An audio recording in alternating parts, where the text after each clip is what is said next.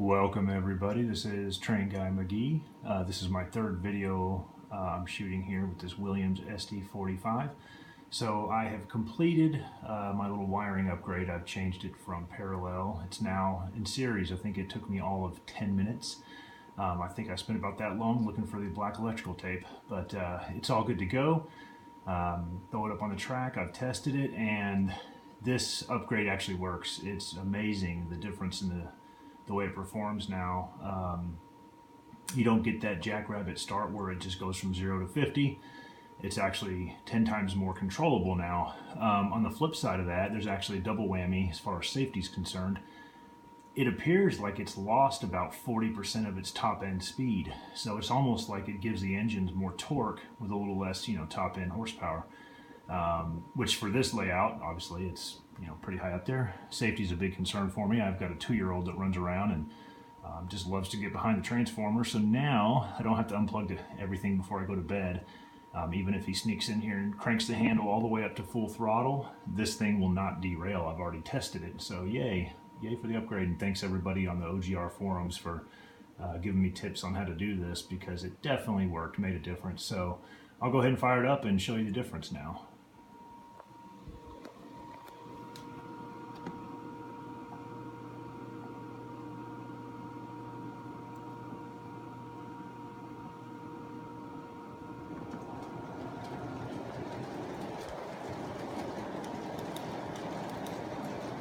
It's a lot more controlled.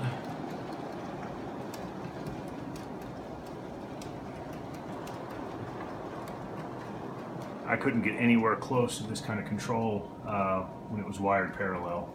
Huge difference, absolutely huge difference. Same with reverse.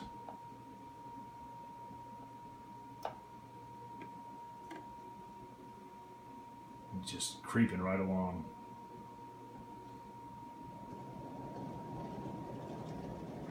Now, granted, it doesn't have the control of a Lionel legacy system or an MTH, DCS controlled system. Speaking of, there's my Lionel. It's not that precise, but it's about 50 times better than it was, out of the factory packaging. Huge improvement on the way it was. And what I mentioned earlier regarding the top end speed, now,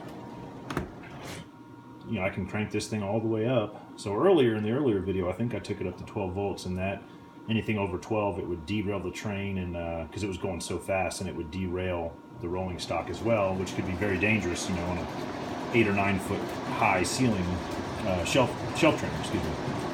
So here's where I took it up to earlier, about 12, and it's just kind of cruising right along.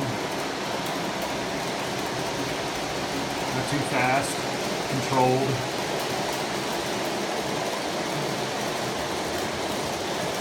And this room is about 15 by 15 all the way around, so for those of you that were wondering. I'll go ahead and crank it up to 18 volts.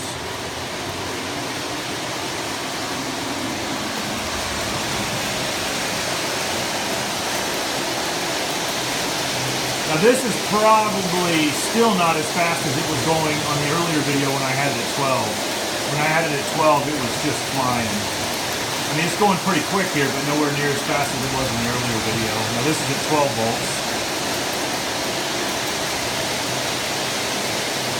So now I'll go ahead and fire it up to all the way.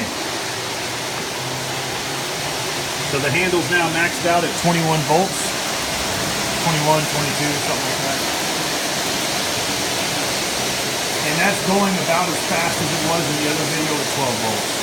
So now I have peace of mind if my son does manage to sneak in here when I'm not around, and if I maybe leave the transformer turned on and he sneaks in here and cranks the handle all the way up, which he likes to do, at least I know now that it won't derail the engine. So, anyway.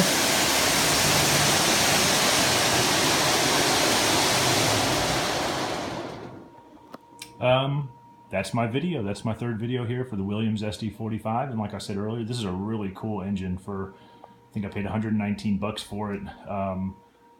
Very, very simplistic in its design, but it just runs fantastic. This thing is great. I can leave this running for hours on end, which is what I used to do with my Lionel SD60E. I decided to give that bad boy a break. That's kind of my pride and joy right there of my my two-engine, two-locomotive fleet. But anyway, thanks for watching, everybody, and thanks for everybody that chimed in with tips on the forums.